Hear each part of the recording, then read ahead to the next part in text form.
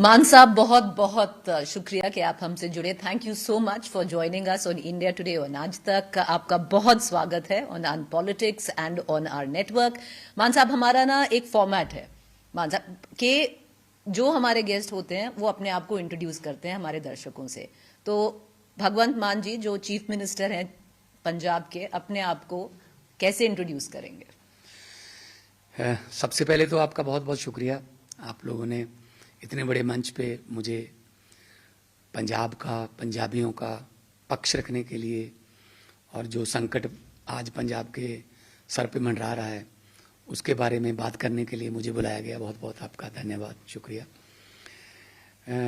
भगवंत मान एक छोटे से गांव में पैदा हुआ और मालवा के संगरूर डिस्ट्रिक्ट के एक छोटे से गांव में।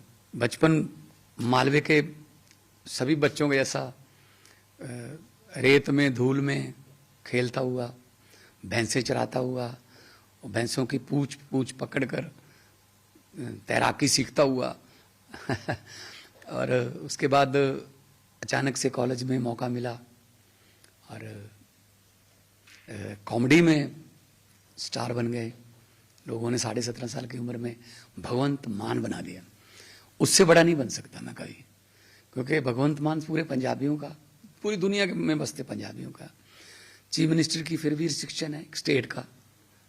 उसके बाद पॉलिटिक्स में आए, एमपी बन गए तो मौका मिला सेवा करने का लोगों को, तो पार्लियामेंट में आवाज़ उठाई, बहुत खूब उठाई आपने, लोगों ने बहुत कवर किया वहाँ पे।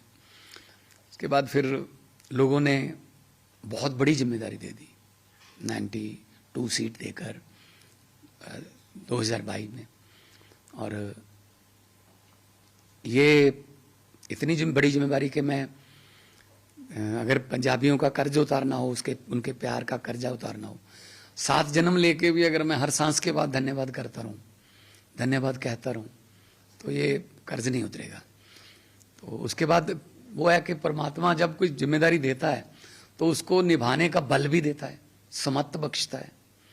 तो हर रोज यही अरदास करते हैं, परमात्मा जितनी इज्जत दे दी है इससे कम मत करना, भले ही बढ़ाना मत, मतलब इतनी रखना। तो बस लोगों की सेवा में लगे हुए हैं, क्योंकि ऐसे मौके बहुत कम मिलते हैं, कम लोगों को मिलते हैं कि आपको ऐसी स्टेट जो दुनिया में एक अलग स्टेट है, एक अलग धरती है, एक अलग किस्म की कौम है हमारी, एक मतलब बरकत है इस धरती में, पीरों, गुरुओं, शहीदों, फकीरों की धरती है।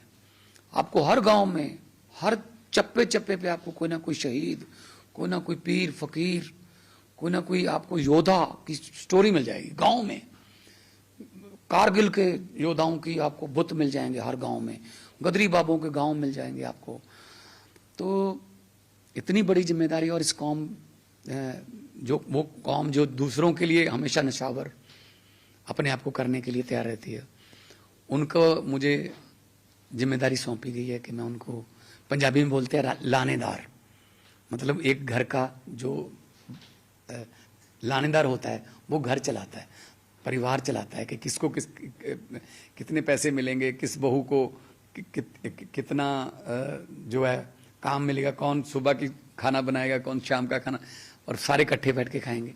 तो पंजाब को अगर मैं एक परिवार समझूं तो मुझे लानेदार चुन लिया उन्होंने, और मैं वो पंजाब के सीएम के तौर पे कह लो आप। जब पंजाब के वो कहते हैं कि मुख्यमंत्री, मैं कहता हूँ मैं दुख्यमंत्री हूँ, कि पंजाब के जितने भी दुख हैं वो हमारे पास आते हैं, और हम उनको कोशिश करते हैं कि पंजाब में कोई भी चूल्हा जो है वो ऐसा ना हो जिसमें आग ना बले। हम तो दूसरों के पेट पालने वाले हैं, अब ये संकट तो हमारे अपनों पे आ गया, तो जितना हो सकेगा पंजाब के लिए जान हाजिर है, हर धड़कन में पंजाब बसता है। यही मेरी इंट्रोडक्शन है। मैं पंजाब में मुख्यमंत्री के तौर पे जिम्मेदारी निभा रहा हूँ। सर, आपने इन 3 मिनट में पूरी जर्नी इनकैप्सुलेट कर दी। एक भगवंत जो एक बच्चा था, जुगनू जो एक कॉमेडियन था, और मान साहब जो अब सीएम बन गए। मान साहब, अब पंजाब एक ऐसे दौर से गुजर रहा है, दुआओं की बात कर रहे हैं कि पंजाब को भी अब दुआएं चाहिए और मदद चाहिए। आपने खुद बोला, और जो भी हालात हैं अभी, Punjab is going through one of the worst flood, सबसे बुरा जो फ्लड्स हैं इसी बार पंजाब के ऊपर आए हैं। आपने इसका एस्टिमेट बजट 13,800 करोड़ का दिया है। आपने जहां जहां दौरे किए, जहां जहां आपने देखा, कितनी बुरे हैं हालात अब? देखो, हिस्ट्री में इससे पहले इतना पानी कभी नहीं आया था। 1988 में 11 लाख क्यूसेक के आसपास पानी आया था। अभी हमारे पास 16 लाख के आसपास, 16 लाख क्यूसेक के आसपास पानी आ चुका है। और गनीमत यह है कि, संयोग कह लीजिए, अच्छी बात कह लीजिए कि इस बार घग्गर ने बिल्कुल नुकसान नहीं किया।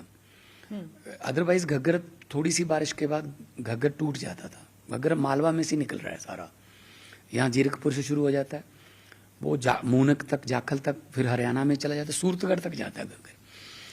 तो घग्गर को तो संभाल लिया हमने, तो घग्गर में नुकसान नहीं किया। अब तो थोड़ा पानी कम होने लगा। सतलुज ने भी नुकसान नहीं किया, क्योंकि सतलुज भी मालवा में से जाता सारा, ज़्यादा सतलुज ने इतना नहीं किया, थोड़ा बहुत हुआ है। जहाँ से कोई दरिया है, दरिया का कोई किनारा नहीं होता, कहीं ना कहीं से निकल जाता है। लेकिन सबसे ज़्यादा नुकसान जो है ब्यास और रावी का हुआ है, क्योंकि ऊपर से पानी बहुत ज़्यादा आ गया कि मतलब पहाड़ों के पहाड़ बाढ़ में बह के आ गए। अब हिमाचल वाले भी कैसे रोक सकते हैं, ग्रेविटी है, कुदरती बहाव है। तो उसके बाद फिर आता गया ऊपर से पानी, और कई बार बादल फटे। जो बादल फटने का सिलसिला शुरू हो गया, उसमें तो चेतावनी का टाइम भी नहीं मिलता, ना ही उनको, हिमाचल वालों को टाइम मिला कि बादल फट गया जी, आपके पास पानी आने वाला है। मतलब ना, बहुत कम टाइम मिलता है। हमको जितना भी टाइम मिला हमने इवैक्यूएशन की है, कम से कम जान की नुकसान, कम से कम जान का नुकसान जो हो, ताकि बचा लें लोगों को। बहुत 20 हेलीकॉप्टर हमें फौज से मिले। अपने वाला हेलीकॉप्टर भी मैंने दे दिया था कि चलो ऐसा है कि निकालते हैं लोगों को। पर क्या है ना जी, कि लोग इमोशनली बहुत अपने घरों से जुड़े हुए हैं। मतलब बड़ी मुश्किल से, अगर हम 100 बंदे को कहते थे कि हेलीकॉप्टर आ रहा है, आप आ जाइए, रस्सी पकड़ लीजिए, आपको कहते नहीं, हमें दूध दे दीजिए, हमें कुछ खाने को दे दीजिए, हम घरों पे छतों पर बैठे हैं, हम घर नहीं छोड़ेंगे। अब 100 को अगर आवाज़ लगाते थे, बड़ी मुश्किल से 15 से 20 आते थे। फिर किश्तियों के जरिए भी हम मनाने की कोशिश की उनको। वो कहते हमारे पशु डंगर यहाँ पे हैं, हम कितनी। और एक और बड़ी, मैं गया जब, तो मैंने कहा जी आते क्यों नहीं आप, आपके लिए हेलीकॉप्टर भी भेज रहे हैं, किश्तियाँ भी भेज रहे हैं, बोलिए क्या चाहिए, आप आ जाइए। आप अगर घर पे आना है तो हर रोज सुबह शाम घर देखने आ जाया करना, हम प्रबंध कर देंगे आपके लिए पक्का। वो कहते हैं जी, वो बॉर्डर का एरिया ना जी, वो कहते हैं जी कितनी बार घर छोड़ेंगे हम। पहले पाकिस्तान से उजड़ के आए 47 में, घर छोड़ आए वहां पे। फिर यहाँ जब भी कोई पाकिस्तान के साथ कोई तलखी होती है, चलो जी गांव खाली कर दो, पाकिस्तान के साथ लड़ाई चलेगी, फिर उजड़ जाते हैं हम। पानी आता है, चलो जी गांव खाली कर दो, पानी आ गया। तो जी कितनी देर अब उजड़ेंगे, कितनी कब बसेंगे, पक्का कब बसेंगे। अब इसका क्या जवाब दें, इमोशनली अटैच्ड हैं। तो इसीलिए मैं ये कह रहा था कि हालात बहुत ही मतलब बुरे हैं, जिसमें मेरे पास टिप्स पे पड़े, मेरे पास हर रोज डाटा आता है। मतलब ये नहीं है कि पहली बार बाढ़ आई है। मेरे अपना खेत जो है वो डूबता रहा है हर साल। मेरे गांव में वो थोड़ा निचले स्थान पर था, ढाब बोलते हैं, ढाब। ढाब का मतलब जहाँ पानी इकट्ठा हो, उस खेत का भी नाम होता है हर खेत का, वो ढाब वाला खेत है हमारा, उसको बोलते हैं। जिस दिन हमारे घर पे मतलब खाना नहीं बनता था, बारिश हो रही थी लेकिन खाना नहीं बनता था, तो हम बच्चे थे, हम समझ जाते थे कि ढाब वाले खेत में पानी आ गया होगा। तो चूल्हे जो है वो नहीं जलते जब फसलें डूब जाएं, आपके मवेशी मर जाएं। तो माँ को मैं मतलब चोरी चोरी रोते भी देखता था, क्योंकि हमारा भी धान की फसल ये मानसून में ज़्यादा होता था। तो 15 मतलब अब मैं अगर कहूँ को 2300 से ज़्यादा गांव डूब गए, 5 लाख एकड़ से ज़्यादा फसल बर्बाद हो गई, 7 लाख लोग बेघर हो गए, 20 लाख लोग प्रभावित हुए हैं, 3200 स्कूल और 19 कॉलेज बिल्कुल खंडर बन गए, मलबा बन गए, 8500 किलोमीटर सड़कें खत्म, 2500 पुल और पुलियां खत्म, और 56 कैजुअलिटीज जान की जाने चलेगी 56।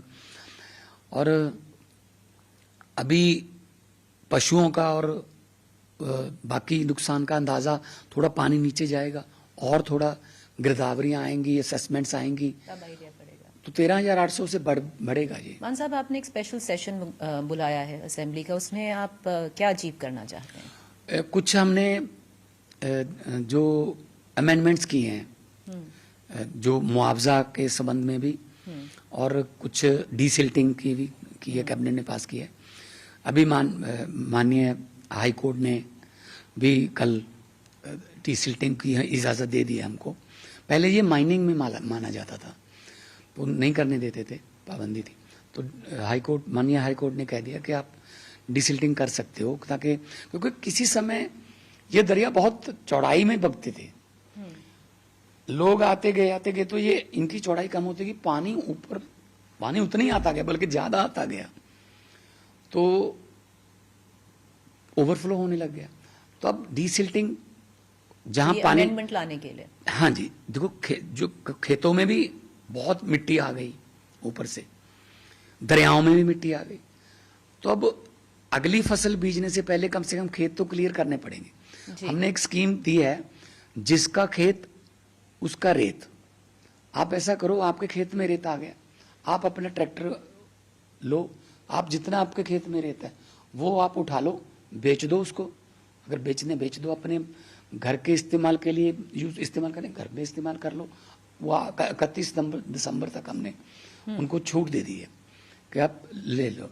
अगर किसी के पास है नहीं, कोई साधन है नहीं, 2 एकड़ जमीन है, वो कहाँ से, ट्रैक्टर नहीं है, उनके लिए हमने जेसीबी का प्रबंध कर दिया है। हर गांव में हम जेसीबी दे रहे हैं, और उनके लिए हमने ट्रॉलों का भी प्रबंध कर दिया, ट्रॉलियों का भी प्रबंध कर दिया कि आपकी मिट्टी है, आपकी है, बताइए कहाँ रखनी है, हम कर देंगे। एक तो उसको फिर हमने उसको विधानसभा से हमें एक मान्यता लेनी पड़ेगी कानूनी। तो ये सारी चीजों को, हाँ, ये और मुआवजे में क्या कि जैसे एसडीआरएफ में 6800 रुपीज है, मतलब पर एकड़ मैक्सिमम नुकसान के। हमने 20,000 पर एकड़ दिया है, अनाउंस किया है, तो उसको बढ़ाना है। तो हमने तो उसको भी फिर हमें विधानसभा में लेके जाना पड़ेगा। सर, 1 सितंबर प्रधानमंत्री जी से आपने बात की थी, जब वो चाइना से आए थे, तब आपदा बढ़ ही रही थी, क्या बात हुई थी, क्या बोला उन्होंने? प्रधानमंत्री साहब ने पूछा था कि कैसे हालात है पंजाब के। मैंने कहा जी, हालात तो अभी बुरे हो रहे हैं, दिन ब दिन पानी बढ़ रहा है। अभी तो मैं कोई आपसे मुआवजा भी नहीं मांग सकता, क्योंकि अभी तो नुकसान का जायजा ही नहीं लिया गया। अभी पानी थोड़ा कम होगा, अंदर तक जाएंगे, फिर पता चलेगा कितने घर जो हैं वो बह गए, कितने पशु बह गए, कितनी फसल बह गई। तो मैंने पूरा डिटेल दे दी थी प्रधानमंत्री साहब को, तो कहते कोई बात नहीं, मैं बनाते हैं प्रोग्राम, मैं आऊँगा। मैंने कहा जी आप आइए, देखिए। और हर संकट के समय पंजाब जो है वो देश के साथ सीना तान के खड़ा रहता, आज़ादी से लेकर, चाहे वो भगत सिंह की कुर्बानियाँ हैं, चाहे वो लाला लाजपत राय जी की कुर्बानियाँ हैं, चाहे वो गदरी बाबों की कुर्बानियाँ हैं, जो 90% कुर्बानियाँ पंजाबियों की हैं। आप अंडमान निकोबार जाइए, जिसको काला पानी बोलते थे, नाम लिखे हुए हैं, 90% नाम पंजाबियों के हैं। फांसी में सबसे ज़्यादा फांसी पंजाबियों को हुई। फिर हरी क्रांति, ग्रीन रेवोल्यूशन जिसको बोलते हैं, देश जो है वो गेहूं खा रहा था, जिसको पशु भी नहीं खाते, इतना हम बाहर से गेहूं मंगवाते थे। तो फिर हरी क्रांति का जब आह्वान किया गया, तो पंजाबियों ने मिट्टी में से सोना उगा दिया। हालांकि उसके चक्कर में हमारी धरती खराब हो गई, हमारा पानी नीचे चला गया, 600 फुट पे आज पानी चला गया, पेस्टिसाइड्स भी बहुत ज्यादा, सब कुछ आ गया ना उसके साथ। तो फिर लेकिन देश के अनाज के जो भंडार है वो भर दिए, देश को आत्मनिर्भर कर दिया। तो आज भी अगर आज़ादी की रक्षा करने की बात करनी हो, तो कारगिल से लेके जैसलमेर तक हमारे लड़के पंजाब के सीना तान के खड़े हैं। पहली गोली दुश्मन की तरफ से आती है, सीना पंजाबियों का होता है सबसे पहले। लास्ट क्वेश्चन, अगर भगवंत मान जो सीएम है अभी पंजाब के, हिस्ट्री में से किन्हीं 3 लोगों को डिनर पे बुलाना हो, किन को बुलाएंगे? कैसे पॉलिटिशियन जो आपके मन करे, कोई भी हिस्ट्री में से, अगर आपको आज भगवंत मान को दावत देनी हो डिनर के लिए, हिस्ट्री में से किन्हीं 3 को, वो कौन होंगे? नेल्सन मंडेला जी, जिन्होंने अपने लोगों की लड़ाई लड़ी।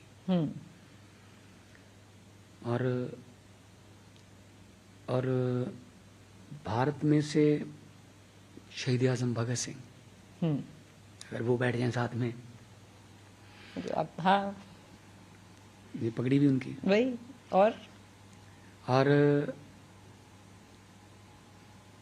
अगर थोड़ा महिला भी सोचिए कोई। मैं वही सोच रहा था कि उसमें अगर जिन्होंने योगदान दिया, या कोई कॉमेडियन ही सोच लीजिए, थोड़ा तो बहुत हेवी कॉन्वर्सेशन हो जाएगी भगत सिंह जी और ऐसा सवाल कभी आया नहीं मेरे सामने, लेकिन कोई बात नहीं। तो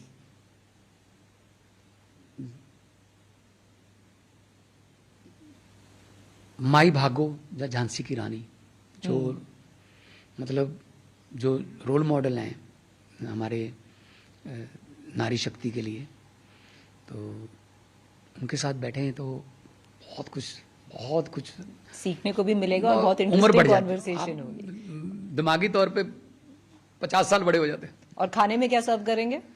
खाने में जो पंजाबी खाना, पंजाबी हो तो पंजाबी। एक तो बात है, बहुत बढ़िया खाना है पंजाब का। पर मान साहब बहुत शुक्रिया कि आप हमसे जुड़े। पर अगर आप एक पार्टिंग शॉट देना चाहें, क्योंकि एक आपदा का वक्त है, या कोई पर्सनल मैसेज देना चाहें, मैं यही कहूंगा पूरी दुनिया में बसते पंजाबियों को भी, देश के नागरिकों को भी, उद्योगपतियों को, चैरिटेबल्स को, आर्टिस्टों को, कि आपदा का समय है, पंजाब के साथ हाथ से हाथ मिला के खड़े हों। पंजाब जल्दी खड़ा हो जाएगा। पंजाब को जो है संकट को छोटा करना आता है। और मिशन चढ़ती कला का मतलब है मुश्किल से मुश्किल घड़ी में भी हौसले बुलंद, और अंधेरे में भी, हर किस्म के अंधेरे में भी उम्मीद का दिया जगा के रखना। rangla.punjab.gov.in पे जाइए। जो आपका 10 रुपए भी देंगे आप, वो भी हमारे लिए 10 करोड़ के बराबर है। जितना आपका दिल करता है वो पब्लिक तक पहुंचेगा। स्कूल बनेंगे, दोबारा सिलेबस की किताबें देनी हैं, दोबारा घर चलाने हैं, तो उसके लिए मदद करें। चलिए, आई होप आपकी विश पूरी हो, आपको बहुत सारा पैसा मिले पंजाब को फिर से बनाने के लिए, and I hope you get government help also. But thank you Mann Sahab, आपने सारे सवाल लिए, हमसे बात की। We wish you good luck in good health. Thank you for joining us. Thank you.